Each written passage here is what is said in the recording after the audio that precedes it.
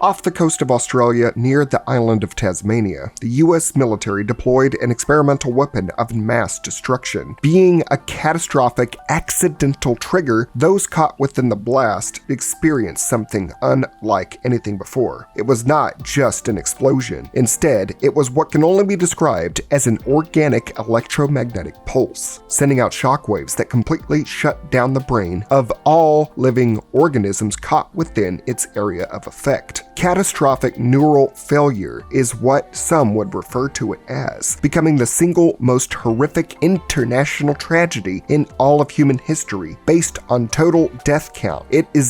But this is not where this story finds itself ending, but from where it begins as the point of interesting contention surrounding the dead. Some of these corpses will remain clinically dead, a majority of them in fact, while others come back from this dead state, becoming a reanimation lottery as these dead wake up and choose violence, or so the government says, becoming zombies looking to slaughter any non-deadite they find. Widespread cleanup of the dead is arranged by the Australian military, taking in as many volunteers as they humanly can with such wide-scale efforts. While a majority of Tasmania is a graveyard, the section of island south of the town of Hobart is a completely restricted zone due to undead cropping up semi-frequently, leading to efforts of disposing fully dead needing to be done before armed response is made into full effect for the quarantine zone. The story of this film centers around American physical therapist Ava Newman heading to Tasmania for a nationwide cleanup of the dead, volunteering due to the loss of her husband, who apparently has perished in the town of Woodbridge while he was on a business trip to Tasmania. Military personnel say the town is still up in flames by the time she arrives, and her strict role while on the island will be disaster victim identification. Despite the dead coming back, rumors around them are still wrapped in mystery to the general public, with soldiers stating that some of the dead scattered around the island do come back online, as if their bodies were factory reset, and despite murmuring, the undead are not themselves anymore, but also are apparently completely docile, but can become immediately violent. If they are seen by a living person, the person must not panic and instead inform any military staff so they can be put down with honor by being gunned down and shot in the head like an animal. This is the synopsis of what we are to experience with the film We Bury the Dead, the lore of the world, its reaction, and what Ava is getting herself into, what the zombies actually are, what the government is trying to cover up, and more. The beginning feeling like the intro to 28 Weeks Later if the premise was not complete idiocy, importing people to a coastal country to repopulate and clean up the aftermath of a deadly outbreak. Yet 28 Weeks Later was an exercise in rushing back to the status quo and ignoring the infected, only for things to become worse. We Bury the Dead seems to be the opposite, attempting to come to terms with the shockwaves of humanity's arrogance and facing the dead to find closure and hopefully put this tragedy, or at least its dead remnants, behind us. But there is a lot more to it. What is it to the dead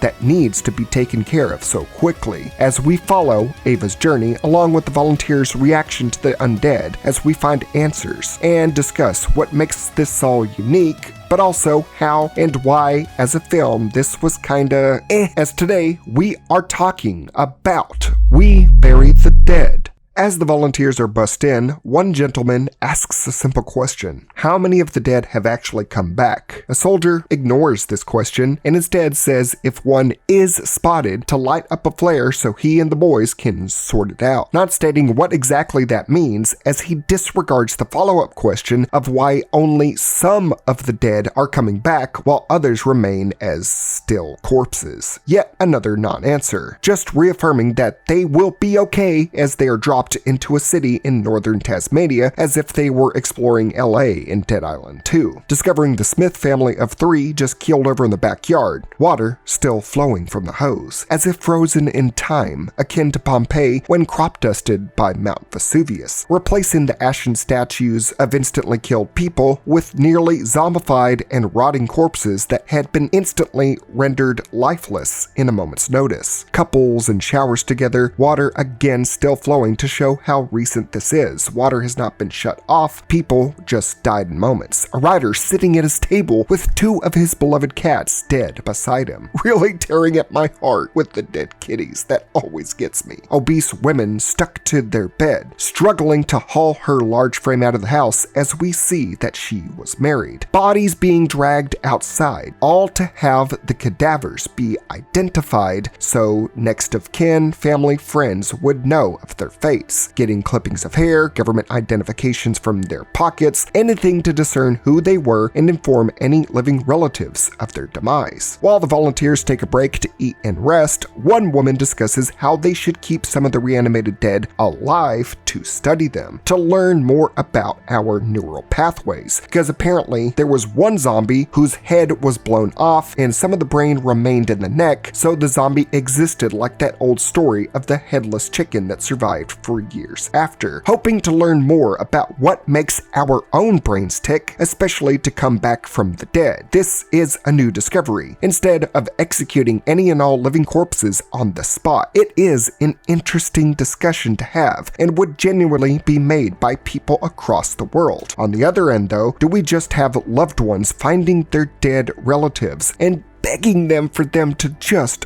wake up, not caring if they do come back as violent individuals, but just hoping for a glimpse at life from their decaying bodies. The whole concept of instant death to 500,000 people, and randomly some of them coming back, is a deep dive analysis on its own, on how it works and how people the world over would react. This is just a whole can of worms, wanting to use it to learn more of our own anatomy, but also wanting there to be more to us after we are gone, but to not beg not to kill the dead that came back in hopes of them returning to their former selves, or not disposing of the fully dead in hopes that their brain may switch back on at any moment. It is when Ava sees an empty crib that she reminisces of the promise of having a baby with her husband, him saying in the past that there will be all the time in the world to have one together. It is that lost hope at creating life that she is shaken back to reality with a flare being lit across the street, indicating that lost hope of destroying life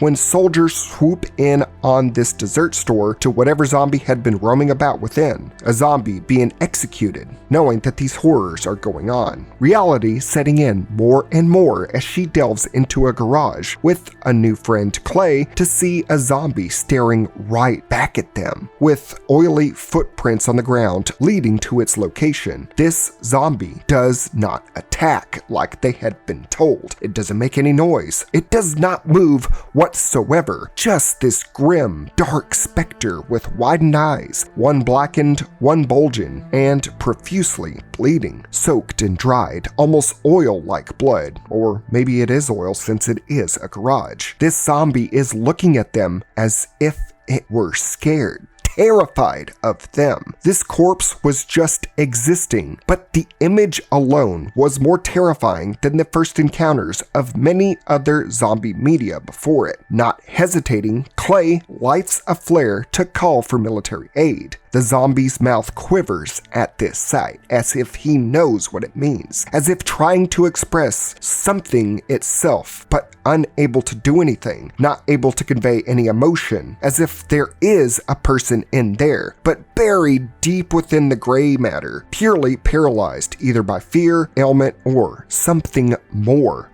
Ava can only recoil as the zombie is gunned down off screen. At the end of the day, this was a person, and it's possible a remnant of that man was trying to permeate through their mind, being shut down and turned on again. Witnessing this would be a lot for one to take in, especially with all the information about the dead that had been fed to you by government officials. But as quickly as this zombie is dispatched, do the warm embrace of religious figures come in to try and give give comfort for the dead and those bearing witness to their body's end. Christian ministers, Buddhist monks, trying to give safe passage to the souls of the dead, all while Ava and Clay watch dozens of dead bodies be pushed by a bulldozer into massive holes. Remember, this is a swift effort to try and brush this all under the rug. Bury it all. We bury the dead. Zombies showing signs of life beyond these monsters labeled by word of mouth. To just try and move on from the worst tragedy in human history, having people ignore parts of the island that have many more of these zombies roaming the land while plumes of smoke emanate upon the horizon. There is way more to it than what is being led on beyond simple instructions to carry the dead and weed out the living dead. Ava plans to find her husband and discover more. That night, in a hotel center for volunteers,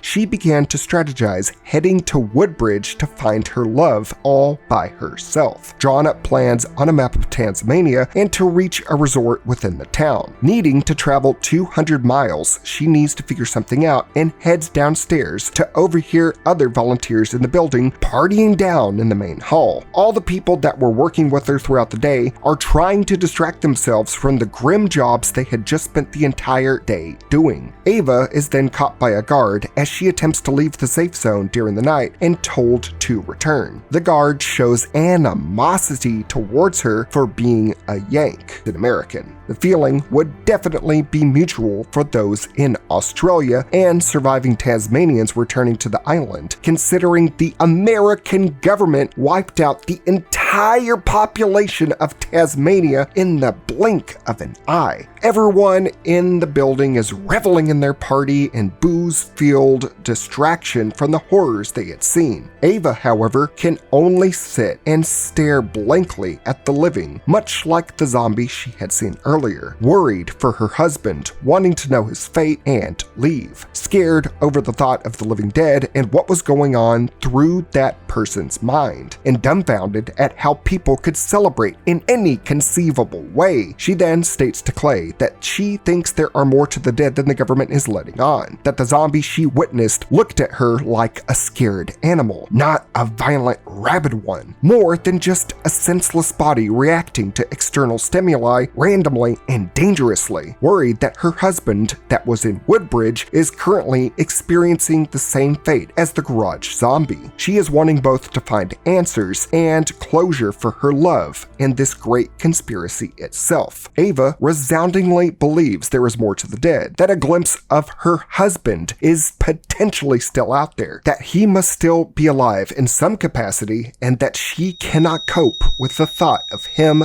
being actually dead.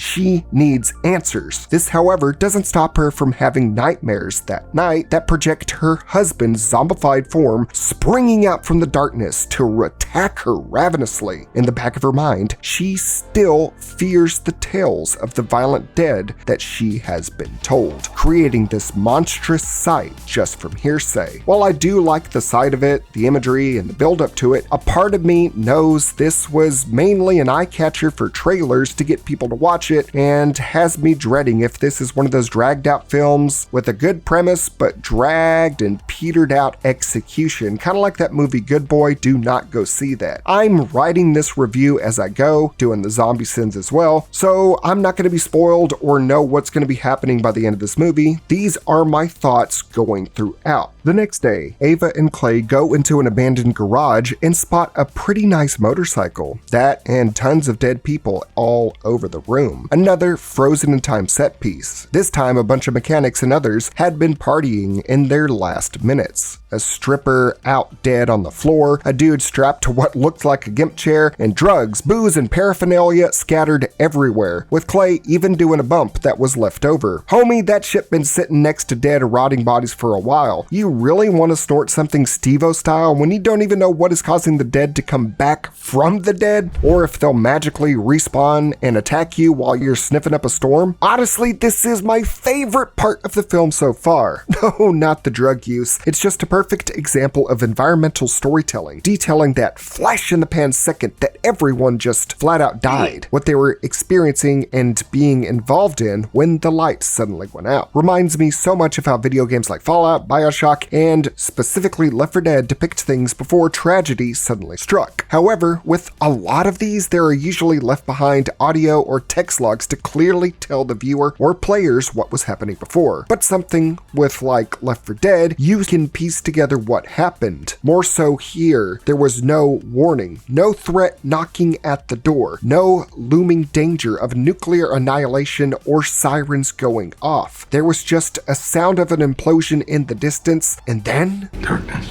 This is what elevates the imagery over so many other zombie films so far. What we see is people just were dead and didn't even see it coming. They literally didn't have a second thought before it was all over. And now, in the aftermath, with those that discover their corpses, do the living have consistent second thoughts? If their left behind bodies will reanimate, and if there is still a person dwelling within the reanimated dead. Ava lays out her plans to travel through Tasmania via bike, and Clay agrees for the sheer thrill of it when the bright-haired stripper that was dead on the ground awakens to the sounds of their voices, staring into her own reflection, not going towards them, as Ava immediately draws near to speak to her, looking at the stripper as she grinds her teeth, cricking her rigor mortis-stricken jaw, like the infected of the World War Z film. Eyes and pupils rotted and faded. Clay tells her to get away from her as they make their way out of there. I was expecting something to happen here. Maybe the zombie tries to attack to shatter her perception of the zombies being afraid or peaceful. Clay immediately attacking it because they don't know if there's a virus or if it's going to attack. For the zombie to show anything of human merit besides just staring blankly. But the super cool imagery and camera work really add up to nothing as they just leave the place immediately. Yeah, I'm starting to think what I said earlier is going to be coming to pass. Just like this zombie's profession in her former life, she does a tease to a room full of dead, hard men. That's it. While anticlimactic, I gotta say the teeth grinding sounds were like nails on a chalkboard. Supposed to get under your skin, you know? And the makeup for the zombies themselves, the cataract eyes, pale and veiny near bluish skin, slightly like Romero's Dead, really getting the looks down. But just because a stripper looks good doesn't mean there aren't a litany of issues we aren't seeing yet under the hood. Ava and Clay are somehow able to sneak this motorcycle out of the quarantine zone with loads of security, volunteers, and helicopters flying overhead. But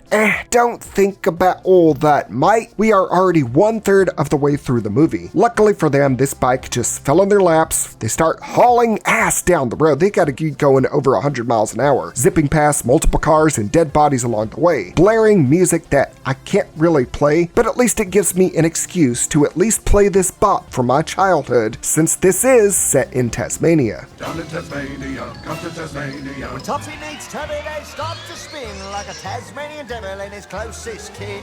Down in Tasmania, come to Tasmania.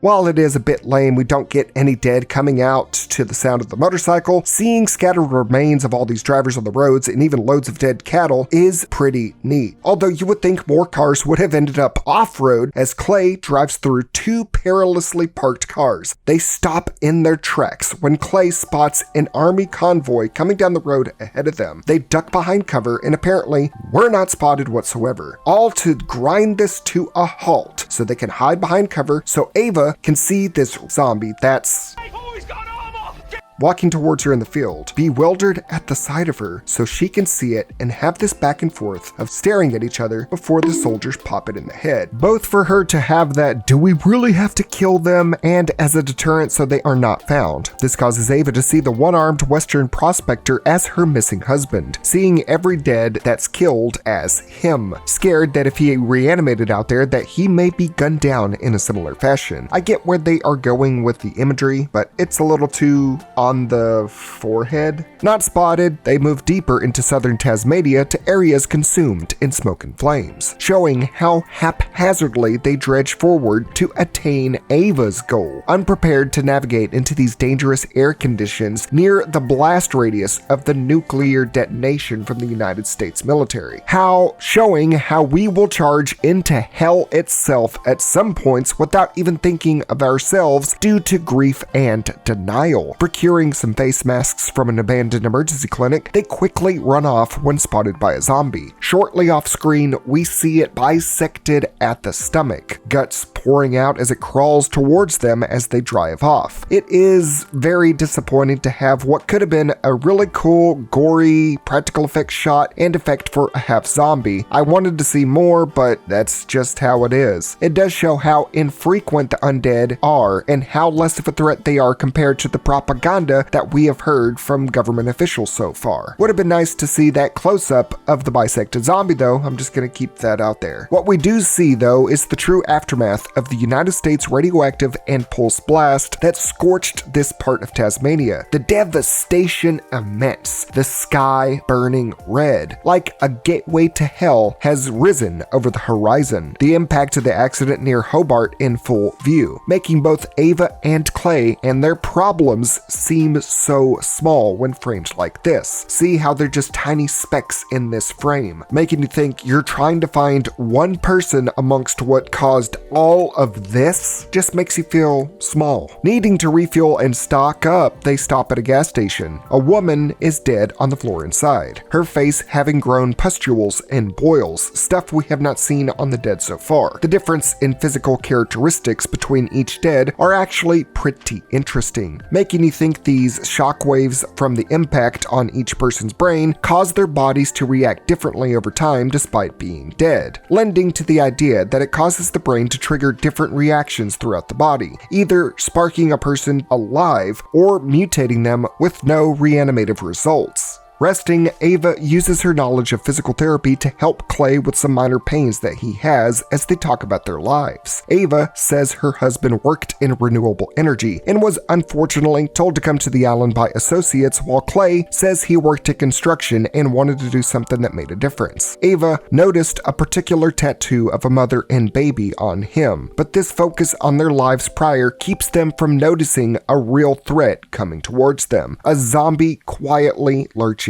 in, with a foot almost completely twisted off, aggressively throwing furniture as it shows more to its image than a bewildered and mindless being. Definitely angry in its advance on them. Having never had to actually interact with the zombies that the government had labeled violent, they are having to come to terms with this. They can only just pull an Uno reverse card when shit hits the fan though, becoming like the first dead that they saw and sitting back and just gawking at this violent thing coming towards them. All before a soldier appears and shoots the angry dead in the head. The soldier tells them an important piece of information about the living dead, that the longer a zombie stays alive, the more unpredictable, aggressive, and overall agitated they become towards anything else, as if the reality of their state of being is setting in and they are angry at the world. This revelation may be a mirror between the living and dead when it comes to the 5 stages of grief. The dead, when they first awaken, seem almost in a surprised but lucid state, like they realize they are back as rotting corpses, but in denial of it, similar to the living who can't cope with the fact that their loved ones are gone. How Ava denies that her husband may be complete dead out there, and now entering the 2nd stage of grief, anger, which was on full display with the zombie here. But we have yet to see anger for the living, since denial has been the biggest hurdle for every single person. The zombie is still alive though, just writhing on the floor, not fully dead, harkening back to the remark of the headless chicken. How even if the smallest piece of gray matter is intact, that a zombie will stay alive at the cost of certain motor functions and reactions, making them that much harder to outright kill, and maybe even that they refuse to die, even when their brains have been largely splattered, lending into my idea of the stages of grief, needing a final push to cross over as the soldier slides a knife into the zombie's open skull. While the encounters with the dead so far have been rather droll, slow, and pretty infrequent, then peter out before the good bits start to happen, it is these brief encounters that start to add up to their psyche, to what has changed in their brains and bodies, to how people react, and how we can expand on the zombification process bit by bit. Just like coming to terms with everything, especially the namesake of the video, death. The soldier locks Ava and Clay up in separate rooms until he can radio help on what to do with them. Dreaming of sitting in the bath, she flashes back to her husband Mitch as he confronts her about something she wanted to talk about. Again, piece by piece on information. We don't know exactly what the confrontation was until she wakes up. The soldier tells her that Clay ran away and abandoned them. Clay was obviously holding something back from Ava, but now we'll never know. Not wanting to be arrested or hauled off and avoiding the issues right in front of him to go out into an unknown world all by himself. A recklessly stupid action from a wild and reckless man. But maybe there is something more to it. Or maybe that's the denial kicking in more. Seeing that Ava is quietly devastated by this betrayal, the soldier named Riley says he will help her get to Woodbridge so she can find her husband and get closure. But she must be prepared for what that could mean if her husband is either got a bullet in his head or is a zombie. And more importantly, that she must not run away from him either, confronting her to go beyond the denial stage since he is apparently in a similar situation. As they make their way down south, Riley makes a pit stop at a random house, saying he is running on fumes and wants to cook a hot meal as they get supplies. Red flags already rising high, Ava just decides to go inside and stares at the house left behind. An old couple of Ma and Pa who had lived their lives fully together, something she and the soldier will not experience with their respective spouses. Riley sees that she is eyeballing a picture of him and his wife, and explains that Katie was close to giving birth to their first child when she went to visit family in Tasmania. Another parallel to Ava, who, through fractured flashbacks, has definitely shown how she really wanted a baby with her husband Mitch, but it just never materialized. Riley, apparently, upon the news of hearing the nuclear detonations went off, rushed via helicopter to Tasmania to go and find Katie in their house, finding her with her family all dead at the breakfast table when he had to bury her entire family. Admitting that at least being able to bury his dead wife gave him something, some kind of closure, something amidst the sudden rug pull that was the awful nuclear devastation that instantly ripped her away from him. However, his words of closure rung hollow as he himself was still deeply within the trenches of the first stage of grief, asking Ava to dress up as his dead wife and slow dance with him. The man was projecting how Ava was in denial of death so hard earlier, yet he is the one basically forcing her to dress up as his dead wife and dance while she has an out-of-body experience from the level of discomfort she is feeling. Yet, despite this extremely awkward moment, it spurs Ava to dramatize dancing with her husband in the past. Yet again, allowing what could be a dangerous situation and what is a weird situation and a weird situation to become a temporary respite of comfort for her. Grief can make people do the strangest things. Riley goes down to her stomach and says he can feel the baby inside her. Look, Ava wanted a baby and is so enthralled by this vision of her dead husband that she even smiles. This is what she wanted. Both of them unable to cope of both of their spouses' deaths and taking whatever they can to deny reality for a short time, or at least numb the pain. The dream, however, snaps back to reality, and there goes the gravity of the situation as it shifts to a nightmare. Riley sees that she is not wearing his dead wife's wedding ring as he requested, shaking him to his core and demanding another dance with her with the ring on her hand, with everything that he wanted her to wear on. She refuses to take her own wedding ring off, and the repeated attempts by Riley to try and build up the illusion again of trying to fake dancing with his dead wife. But Ava won't. It is the last bit of her husband she has left, and taking it off would mean relinquishing everything about him, coming to terms with him being dead, even if it means having to put herself in a situation that may irritate the already disgruntled Riley. The conflict escalates when he approaches her and she smashes a lamp over his head, spiraling Riley to enter the anger state as he rushes her. Locking herself in a room to get away, does she find that Riley is in a much worse state of mind than she could have possibly imagined. His wife's dead, fully pregnant body is laid out gently on a bed with candles lit all around her. Pictures of her all cut out and sprawled across the walls of the room, like a memorial tomb to her. It's here that Riley says to her the main reasoning to why only some of the dead come back. It is for those that have pressing unfinished business that their mind has to settle before passing over, like a physical embodiment of a ghost. Hence why the dead act like specters more than actual zombies, spectating the world rather than engaging with it. His explanation may not be grounded in fact, but it is what he is portraying as he enters the third stage of grief, bargaining.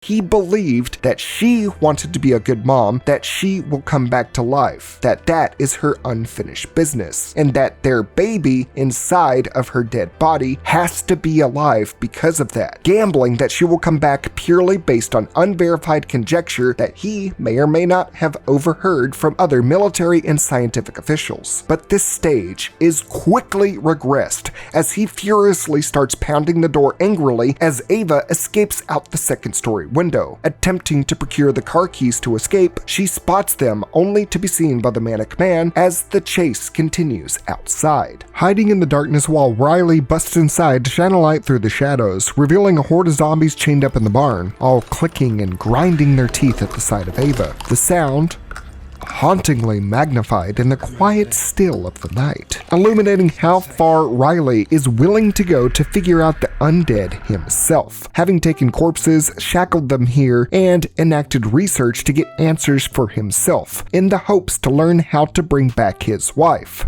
A nearby chalkboard shows how his crude studies have been with these bound undead, observing them via a few categories: physical characteristics like hair color and or age to discern each one, their height and weight, the time it took them being found or dead to come back online, most likely the time they reanimated, and the hours being how long they were chained up, and most importantly being the observations like anger, teeth grinding, breathing, speech, and even the rate of pulse. His obsession from figuring out how or why people reanimate causes him to pull a Herschel's farm from The Walking Dead when all the zombies poured out, keeping tons of dead chained up and hidden away. But in this scenario, he is using them to figure out the direct cause of them rebooting, stating that they do indeed get more hostile each passing day, keeping a looming threat next to his house he now calls home. The relentless need to bring back his wife turned him into the Charlie Kelly conspiracy meme. About the mail. Can we talk about the mail, please, Mac? I'm dying to talk about the mail with you all day, okay? Pepe Sylvia. This name keeps coming up over and over again. Every day, Pepe's mail's getting sent back to me. Pepe Sylvia, Pepe Sylvia. I look in the mail.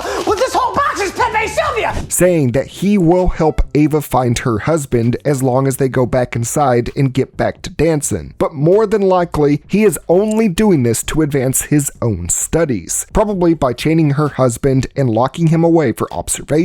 Anything towards his own wife coming back as anything to save his baby. It's why he is alone. It's why he defected. Denial had pushed him so far deep that it had brought him here and put all of these circumstances into place. Ava figures this out and appears before him, not hiding anymore, standing in front of the dead, glaring at Riley in front of them like she is a ghost, as if she was among them, and telling Riley in a hushed and soft voice that she had lost her wedding ring, pretending to be his dead wife, and asking if they can go retrieve her wedding ring so they can go back inside and finish their dance. Ava had taken off her own wedding ring to achieve this, previously refusing to do so because of the vows she made to her dead husband, until death do us part, and she would not come to terms with him being dead. But with this, she makes progress. To do so would be letting go of clinging to what was left, to continue to deny that he may or may not be dead, removing it to trick her assailant and save herself. That was the only way she was going to live and prosper, but also to show how witnessing this has made her realize how denial and desperately clinging to false hope can change you, that you can grieve, but to not let it devolve you to this state. Her image is the only bright visage amongst all of this darkness, walking towards him like a vengeful spirit as he backs away from her in fear, her eyes unblinking to peer straight into his soul, her telling him that she will patch up his head wound as he goes to hug her and kiss her neck. It's all he wanted, making this man vulnerable when he was in the position of power prior. This was an illusion of his dead wife, to comfort him during all this time, embracing her until the sound of the dead's teeth grinding in the farm remind him of his self-imposed illusion, saying in a broken whisper that he knows that they are all dead. His denial-imposed mirage fades instantly. His face tones in emotion, immediately stepping into the next step of grief, anger. Before he can even let out another word, Ava stabs him in the neck with the scissors she acquired earlier, not letting him get a word in or allowing him to act on anger, outright jumping 2 stages by herself by leaving denial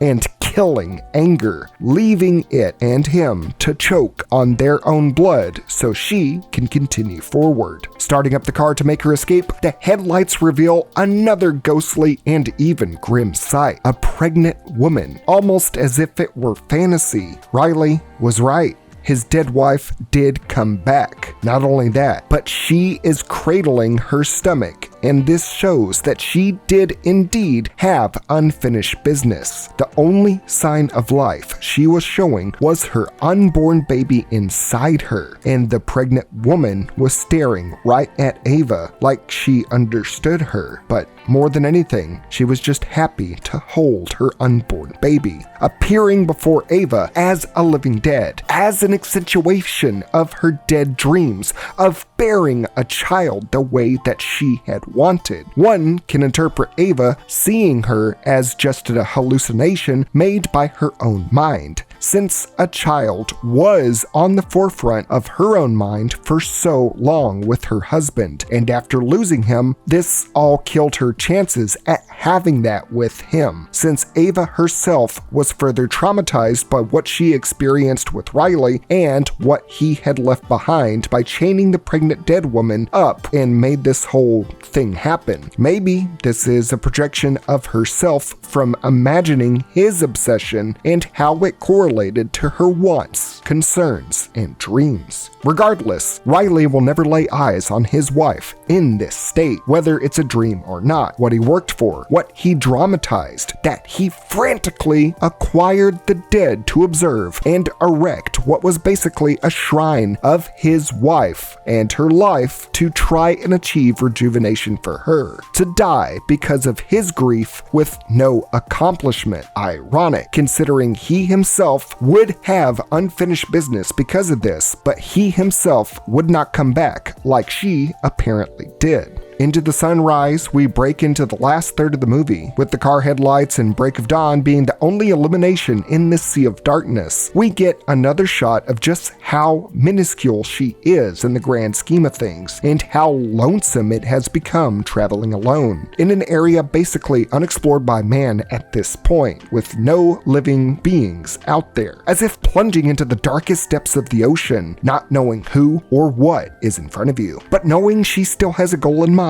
and more so, a past to come to terms with. She still needs closure, and maybe to start bargaining in the third stage of grief. dreaming again of her husband, who she pleaded with not to go on his trip, even gently begging him to at least drive him to the airport so they can speak more. Another clue into how she wanted him to ease her pain, both in what she wanted up until that point, a child, and almost like she ominously knew he was heading towards his own death, especially when recalling it in her dream sequence. It works as a flashback and as imagery for now. Shedding a single tear, she reawakens to a bright Tasmanian landscape. Blocked by a wrecked vehicle, she is forced to walk the rest of the way, procuring new clothes to rid herself of the dead wife's clothes and to shade herself from the sun. Holding an axe for protection, she sees that she is 40 kilometers from Woodbridge, quite a long walk ahead of her as she approaches yet another site of another large wreck, both on the road with a bus and a plane crash in the water. Both set pieces well done with chairs and debris washed up on the beach and shattered glass with half a dozen seagulls dead on the pavement. But it is here that a zombie wanders up behind her. For the first time, she is alone facing the undead. And it is here both the aggression that Riley and the military stated are within the dead is very real, and that anger is fully dominant in their deadened grief cycle. But also that intelligence is in their brain to some degree still lying within. Ava haphazardly navigates the broken glass on the road, making as much noise as possible, not considering the danger around her and how that making simple noises makes it dangerous for her. The zombie, on the other hand, walks at the same speed as her, making each step as quietly as possible on the clear shards to not alert her, revealing a hunting instinct in them. They want to kill, but they want to do it to the best of their abilities. Although this is negated once he cracks his jaw and steps on a large enough piece of glass, warning Ava. Her spotting him immediately sends him into a rage-fueled chase sequence with her, with one in particular being well shot from above the bus as she narrowly avoids it every step of the way, becoming an obstacle course as she grabs an extinguisher at the end to bash its brains in, not taking note of all the warnings beforehand of the dead staying alive so long as some of the brain is still together, not double tapping it, as its almost popped out eye turns towards her to attack again. She must beat it 3 times before it finally goes down. The effects for this zombie were fantastic. The makeup, the shot of its eye going around, the blood, it was really good. And it was finally welcome to have some zombie action showing up. But 66 minutes into the film for this? I wouldn't really recommend the movie to someone wanting a movie of the zombie genre that's pretty typical, but the parts it does have with the undead are serviceable. It does have some pretty good effects, and it does get creepy. This is a movie that uses zombies to deliver its message. That's not uncommon for zombie movies, but the message is way more important than the zombies in this flick, and the zombie to movie ratio reflects on that. And with the resounding scream that Ava gives out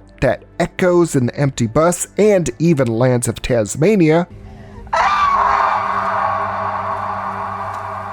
the reality of the undead being violent beings is setting in. But then she continues her walk down this long and lonesome road.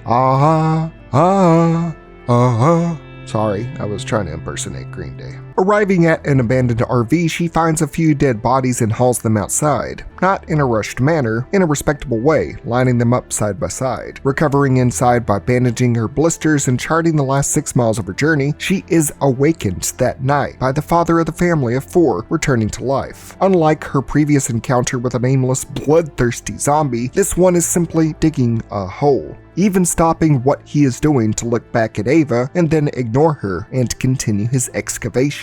He acknowledges her and then does nothing about it, and it dawns on her. Riley's words of those with unfinished business come back. The old man, feeling the earth upon his rotting flesh, had awoken, all to bury his family so that they may rest in peace properly. A man that had most likely lived how he wanted, and wanted nothing more than to care for his family. To do that last sentiment for them, with no ill will towards Ava, or to sit around staring in awe or disbelief like the first zombies from before. The old man had awoken and immediately bypassed the first 4 stages of grief: denial, anger, bargaining, and depression. Ava elected to help him bury his family as he watched her push them all into their grave. She acquires his driver's license to identify him as a 50-year-old man named Hugh Caldwell. Seeing the man that he once was, she envisions her husband once again to push her towards her goal on the final stretch, but also for the zombie Hugh to look at her with a slight smile as he turns his back to her, the final stage of grief settling in for both he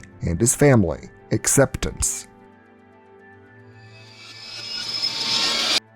Telling her without a word that he is ready to go back to sleep, to kill him in his grave. His business back on Earth had concluded. He'd needed nothing more. Ava understood this and swung her axe into his head and then buried him with his family, showing that the dead varied depending on their lives prior. Some bewildered at their situation of coming back, some angry at the world and the people in it, others ready to move on, but still showing humanity in what they can do. The simple act of digging a grave is more than what zombies are known to do: to retain intelligence to achieve a goal. For the man known as Hugh Caldwell, that's all he did come back to do: to deliver his family to the afterlife. Ava could see what finally getting through grief could be like through such a simple exchange. That grief didn't need to be something to fear, like with the highway zombie or Riley, or for it to be something to not understand, like the motionless did before. Her journey was progress through this all.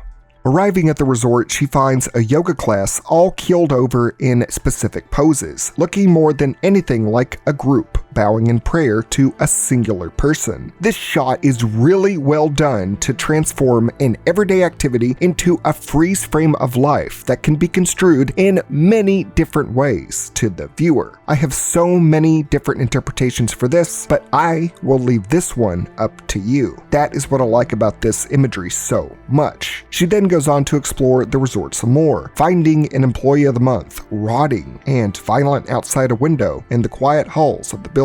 She eventually finds the room her husband was staying in, dead at the foot of his bed as she holds his hand, happy to finally see him face to face. Her slight grin turns into one of quiet shock. His hand was bare, no wedding ring upon it, but 2 glasses of wine were on the nightstand. An employee badge of a different girl was on a nearby chair, their wedding ring in the nearby restroom, in a separate room from him. Her entire journey there had all been to find him, for answers to apparently his cheating. The travel and what she had experienced had given her hope that upon just hearing or seeing Ava, that Mitchell would come back from the dead due to what she perceived as his unfinished business. The encounter we flash back to of her crying before he left for the airport was her wanting to confront him on his disloyalty, to press more about having a child together, to know why he couldn't be her partner, to love her, to make a family with her, answers that she wanted from him. However,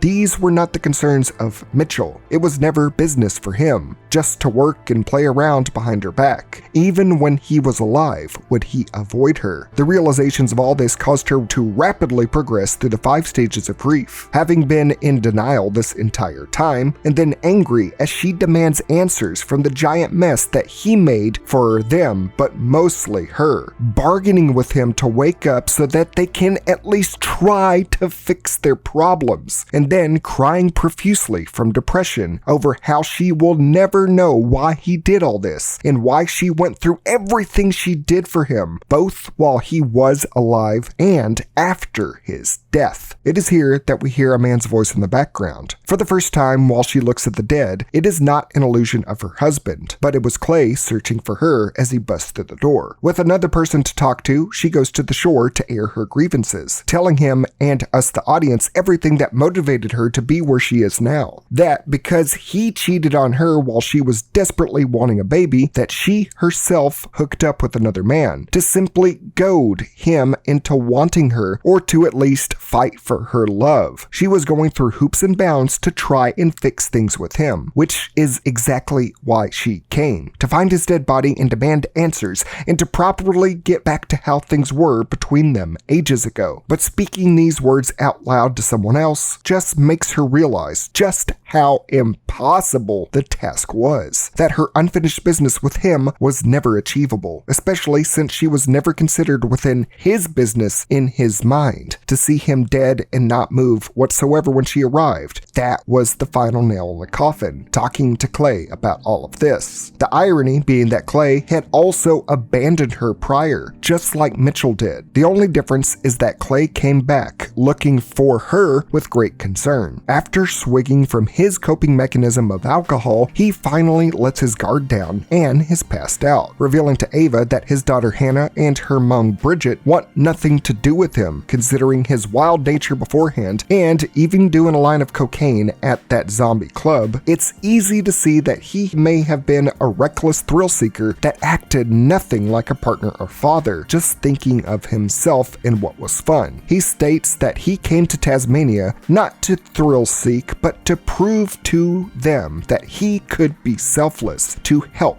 in these dire needs. Yet both of them ignored his attempt, as he came here anyway to prove himself. Having both revealed their intentions to each other, they go back to the resort to let loose, just to finally live amongst this sea of dead, despair, and doubt. To finally come to accept that they can't change how things are or how things have already played out. It was then a zombie rushes them while they are swimming, and Ava swiftly, without even giving a second thought, crushes the head of the zombie, letting out her repressed anger, therapeutically, you might say, and to also show how she won't hold back against the dead any longer, not bound by anything except to live freely, and to survive. The next morning, she awakens next to Clay and sees a picture of a Viking funeral, a Norse tradition for the dead to put them in a boat and set it ablaze at sea as to signify safe passage into the afterlife, to accept and give closure to this journey she just underwent, and to be fully done with her husband, to exchange her swimming through the void of the darkness of all of Tasmania to find him, to have him burn at sea, to conclude her journey and cast him off on his own in the afterlife, a separate path for her at last. As they make their way back up north, they are stopped by a zombie in the middle of the road, glaring at them, breathing frantically, cricking its neck and teeth. Clay suggests going around it as Ava recognizes the visage. It is Riley's wife, Katie, yet now she is no longer pregnant, blood soaking her dress from her nether regions, her stomach flattened. Katie does not attack them. With unfinished business on her mind, she simply turns around and begins walking in a specific direction. Ava rushes off after her, knowing something is amiss, knowing that these specific dead can guide people to their own goals. Finding a long abandoned brick structure, do we hear the faint sounds of an infant crying. Spotting Katie and Riley's baby on a nest-like pillar of stone, holding the baby up to herself as Riley gives Ava his jacket to wrap it in, embracing this new life, born from death. Ava, after all this time, had found a baby, not in the manner that she wanted, born from her husband, but one nonetheless. After acceptance came life for Ava, for Clay, and for their futures. As cornball as it is, and as hysterical as I get in my Zombie Sins video, if you really want my honest opinion about the zombie baby, go check it out on there, but it does ring with some conclusive circularity, desperately trying to get her husband to love her again and start a new life, only for her to realize that was never going to be. Even if she did the impossible and brought him back from the dead, it would not have solved any answers or brought a baby to her.